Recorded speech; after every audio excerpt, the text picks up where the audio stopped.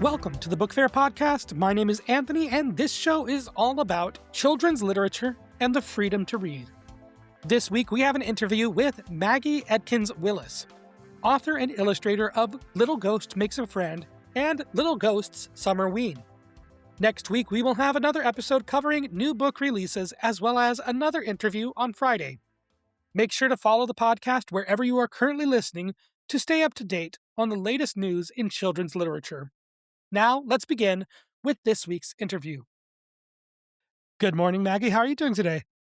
Good morning. How are you? I'm doing good. Thank you so much for being here and for being generous with your time, especially with having some technical issues there. Thank you so much for being accommodating. It's been wonderful. Can you start off just by introducing yourself for the audience and the book that we'll be discussing today? Absolutely. My name is Maggie Edkins Willis, and I am an author illustrator of picture books and graphic novels. And the book that we are going to be discussing today is Little Ghost's Summerween, which is the second book in the Little Ghost series, the first of which is Little Ghost Makes a Friend.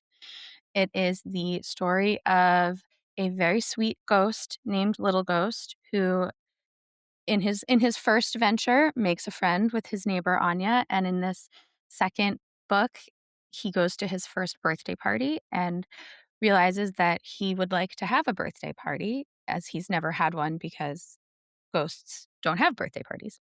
So he goes on a quest to find what theme would be right for him. And as you might guess from the title, they celebrate Summerween, which is a summer Halloween in Little Ghost's honor because it is his favorite holiday.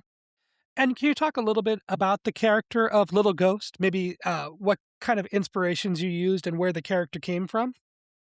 Yeah, so Little Ghost is like I said, a very sweet ghost. This is a sweet and spooky world. It has a lot of gentle details for younger readers who might find some of the creepier ghost stories a little bit scary. The character itself came about from an Instagram post in, I think, 2021.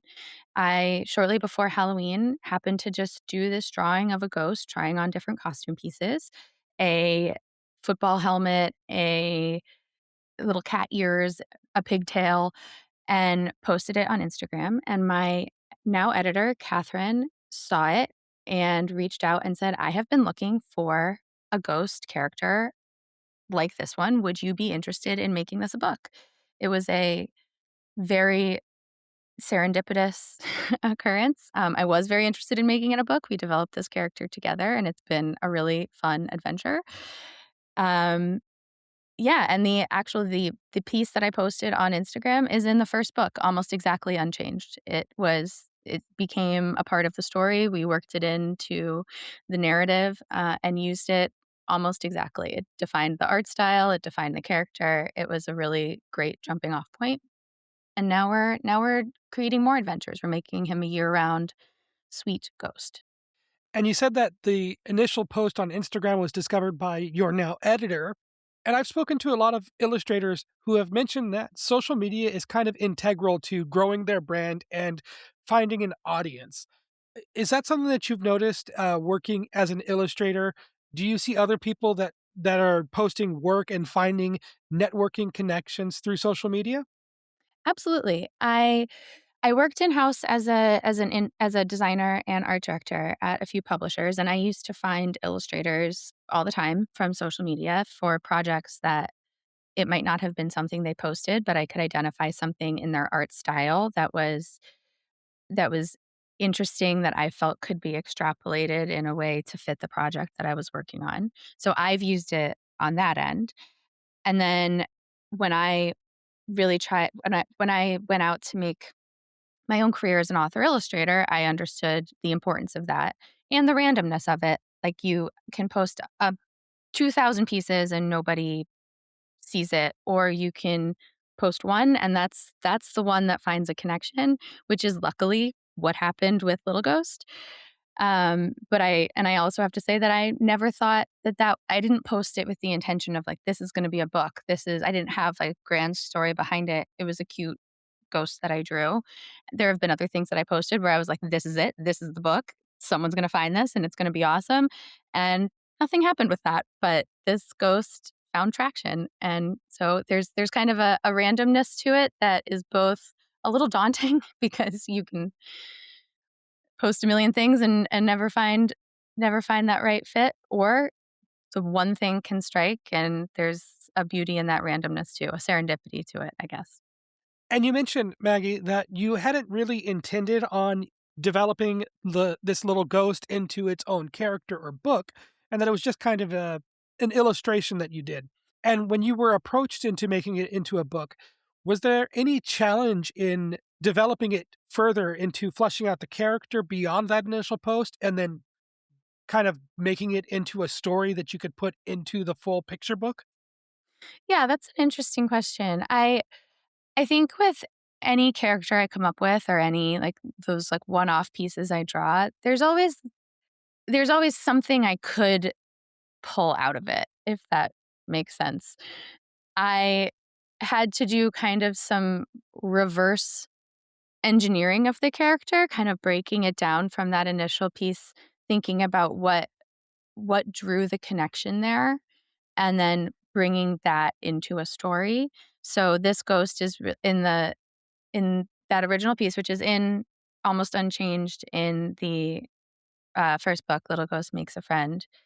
There's a really sweet shyness to how he's trying on the different costume pieces. He looks a little bashful. He's um, got these sweet expressive eyebrows that tell a lot about what he's feeling.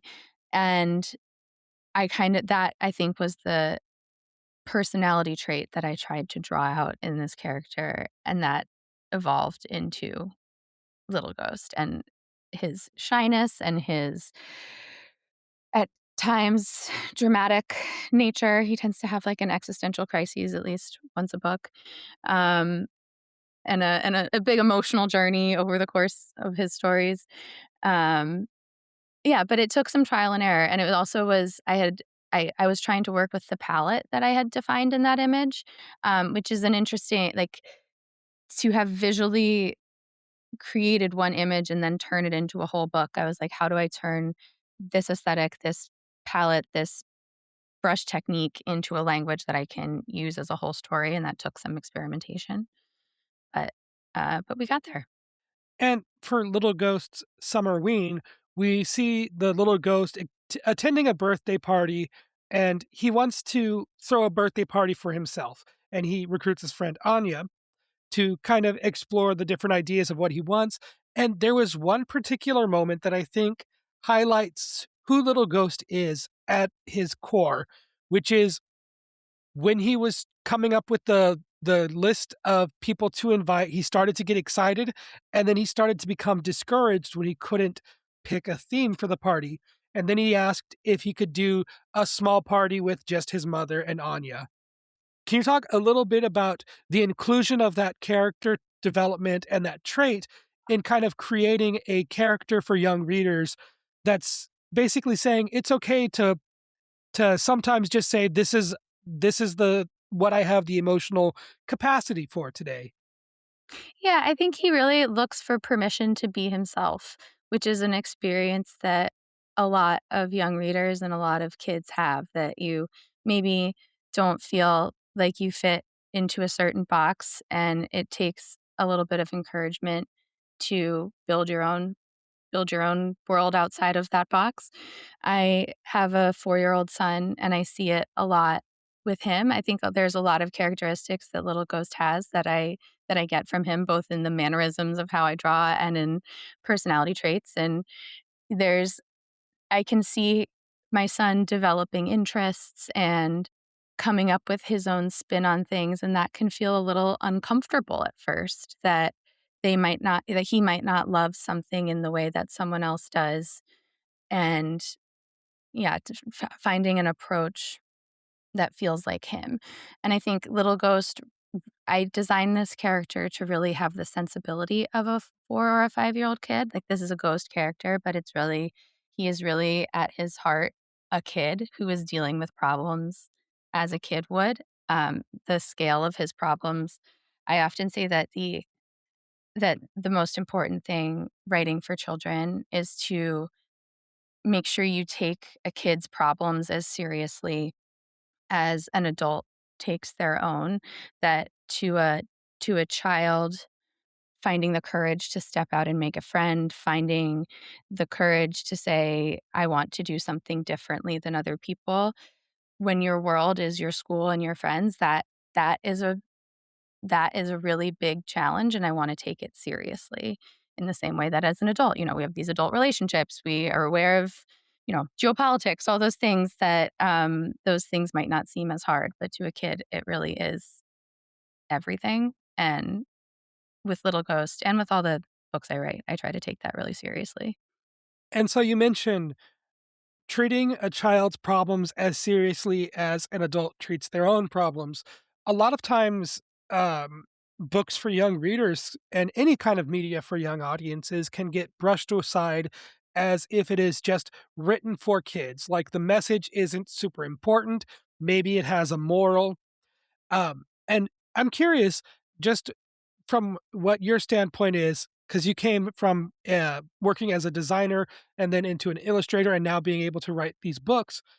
What has been your approach? Has that always been your approach to creating these stories, that you don't talk down to the audience? Has that always been your approach, or was this something that you began to examine when you started working within the industry? I I think it's something I really learned working in the industry. I I I don't love to think about a moral in a story as much as a takeaway, and I usually in my stories want the takeaway to be joy or self-love in some capacity. Um, I think that it is easy to brush aside the feelings of a kid as insignificant. I think people do it in life as well as in books, but it helps develop a sense of ownership of feelings when you take it really seriously. I worked on a number of when I worked in house, I worked on middle grade and young adults. So with those books, you're dealing with sometimes, bigger, deeper, sometimes kind of grittier problems. And those are kind of in between a picture book and an adult scope. And but that doesn't make them bigger problems to me. It just means that the scale of the world has gotten bigger. I definitely respect that, because it is something that's it's as you said, handling and addressing these characters' problems as seriously as you would for other topics. It's not just because middle grade and young adult books have heavier or more gritty topics doesn't make the character's perception of them any more serious than a character in a picture book. For Little Yeah. Ghost, the crisis of decision making, the crisis of who's he going to invite, and maybe what kind of party is it going to be, what reflects him. That is a very serious issue for him, and it's also something that you as a writer and an illustrator have the challenge of capturing in under 40 pages and in less than Yes. 2,000 words, and that is a commendable task and an ability that I say this all the time, that creativity works in constraints, and when you look at a book that has, 500 pages. They have all of the words and all of the time to tell their story, but picture books have a character and a story and an emotion to get across, and they have to do it effectively with the economy of words that they get to pick from. And I'm wondering just if you have anything that you'd like to add to that. I'm sorry if I'm rambling here. No, absolutely. I find that really interesting. I think that actually draws on my experience as a book designer as well. Um, I find because I write picture books and middle grade, I actually find picture books harder to write because you have less real estate to tell a story, and there's it's a little bit easier in 300 pages, for me at least, to differentiate and tell a really unique story and a really find a unique experience, and in 40 pages, it's really hard. And I think that, where it draws into book design is that something that I learned doing that is that every inch of a book is important real estate that you can take advantage of to draw a reader into a story visually and in terms of the writing. I I love to illustrate end papers. I always have illustrated end papers in all of my books because it's an extra 2 spreads where you can add a note to tell the story, and a number of times in my design career, you know, I've illustrated case covers that there's, like, an experience to that that brings the reader into the world of the book. If you remove the jacket, it's like what's underneath. And every inch is important. That doesn't mean that you need to fill every inch with detail or something for a reader to pore over, but you need to use it to tell the story. So, like, a spread that's mostly blank with one character in the corner, can every inch of that page is being used to express, for example, loneliness or shyness. Maybe they're, drawing in on themselves and the space around them is really important. And I think I think one of the challenges and the joys of working in this format is that you can use every inch of real estate in the book to do something unique. And I was also gonna ask, because I was curious, and you kind of went into it, about what the job of a book designer is, and just kind of briefly what that entailed, and how you were able to translate into illustrating when it came time for you to do your either graphic novel debut, or for Little Ghost, your picture book debut. Absolutely. So I studied art in college, and I always have loved writing and art, and I didn't know exactly what I wanted to do when I graduated. I was really interested in illustration. I had been doing some of that in college, but I didn't feel like I could launch a career right out of school, and I really wanted to learn more about the field before I did that. And I kinda looked at my interest in books and my interest in art and thought, "I should probably work for a publisher if I can, because then I can learn more about both of those things together." And I got a job as the assistant to a creative director at Little Brown Books for Young Readers, and I learned so much in that role and then later at Penguin. Um, I got to work with incredible authors and incredible illustrators. I got to find and discover illustrators. I worked for really incredible bosses and art directors who taught me so much about the form of bookmaking and what it means to develop a character throughout a story. Not every designer, so I mostly did cover design for middle grade and young adult books, so I got to do the occasional picture book as well. And the process for that would be I would get a manuscript and I would read it, and I would have notes from the editor and author about what maybe they wanted in the book. And I would put all of that together and come up with a bunch of cover designs. And then I might be able to find an illustrator to illustrate the concept. I might be able to come up with a type driven or design oriented approach that suited it. But there was always a solution to be found, the right cover that brought together all of those ideas, and I loved that challenge. And as I was working on all these books, I got to read all these different manuscripts of all these different genres, and I would also see all these different books presented in-house that other people were working on, and I started to think, "I really have some stories to tell in this space, and I think I can do this." I sort of both started to see how challenging it was, but also how it demystified it a little bit. Like, all of these people who are making books are just sitting down and writing them and then rewriting them and then figuring out how to draw them, and it really is as simple as that, and as complicated as that, but as simple as that. And started just in my off time practicing that, writing my own stories, developing my own characters, and eventually managed to I queried an agent, connected with an agent, and we sold first a graphic novel and then Little Ghost was my first picture book after that. And I've done a few picture books since and have a number coming out, but yeah, that was the beginning. And the last thing that I want to ask, it's the question that I ask every guest on the podcast. It's just to let you get your final words, and also it's kind of an open-ended question. Maggie, how do you see yourself and the work that you do as a writer and as an illustrator? I think appropriately for Little Ghost, I want my books to feel like a friend. I think that's what has always drawn me to books is that the books that I loved as a kid is that they were the ones that I would come back to and want to revisit and felt really comfortable in that world. And I hope that I am seen as someone that can bring that to life for other people, that I can create a world that people want to go back to, that there's some comfort in it, that kids can see themselves there and want to stay there, that they can revisit every time and find new things. And yeah, so I really want my books to be seen as friends. Thank you. That was an interview with Maggie Edkins Willis. Her newest book, Little Ghosts Summerween, is available now. You can learn more about Maggie and her work at maggiemadethis.com. If you appreciate the work being done on this show, there are a number of ways to show your support. First, you can like, comment, or follow wherever you are currently listening to help push the show out to new listeners. Second, you can follow us on Instagram, TikTok, and Blue Sky at BookFairPod.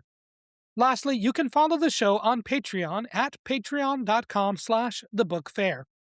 Following is free, and there are no posts hidden behind a paywall. Of course, the best way to help the Book Fair podcast grow is simply to share it with a friend, an educator, or a young reader in your life. Thank you so very much for listening, and as always, I'll talk at you next time.